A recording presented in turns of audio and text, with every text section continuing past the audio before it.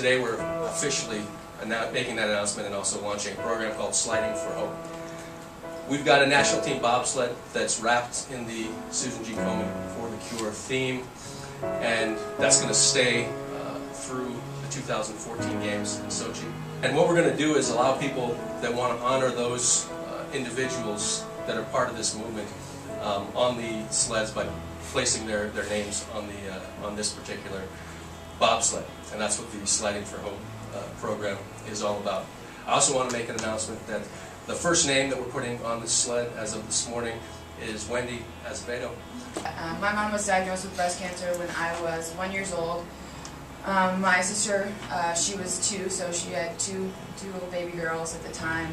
She was really young, 33 years old, so 26 years ago. When she was diagnosed with breast cancer, she was given about a 50-50 chance of survival at that point. So two babies, 50-50 chance, pretty scary thing for my family.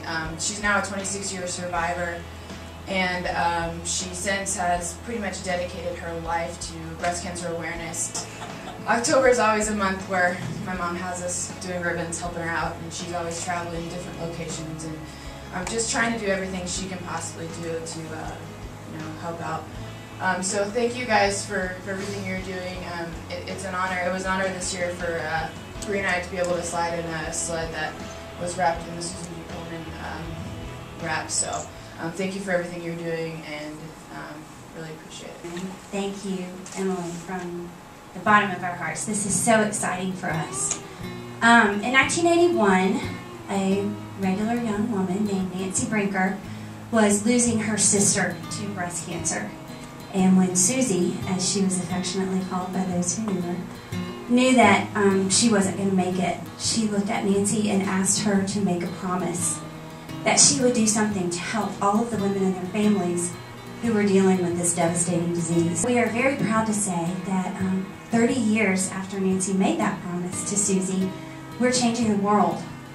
1.6 million people participate in our Race for the Cure events around the world, and women across the globe are proudly displaying their pink ribbons and proudly exclaiming that they are survivors. Our mission is that we will end breast cancer forever, very simply put. In order to do that, we need a lot of help. At Komen, we talk about the people that are volunteers, our partners, our supporters. We say everyone's a member of the Komen family. And I know in this sport, you talk a lot about your teammates.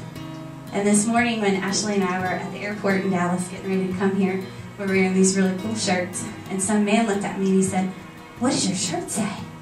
I said, "Well, US Bobsled and Skeleton Federation." He goes, "Good for you."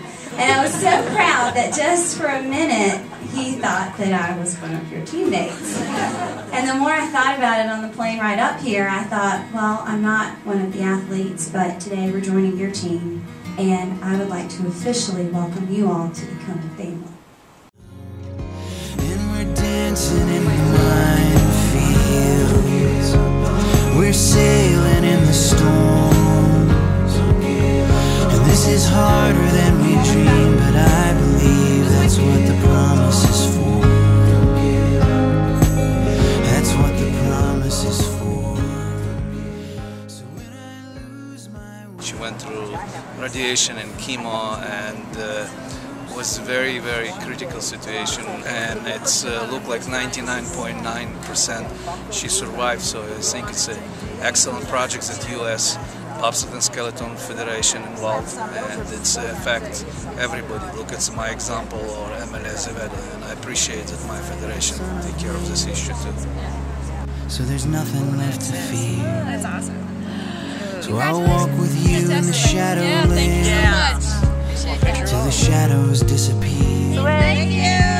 'Cause he promised not to leave us, and his promises are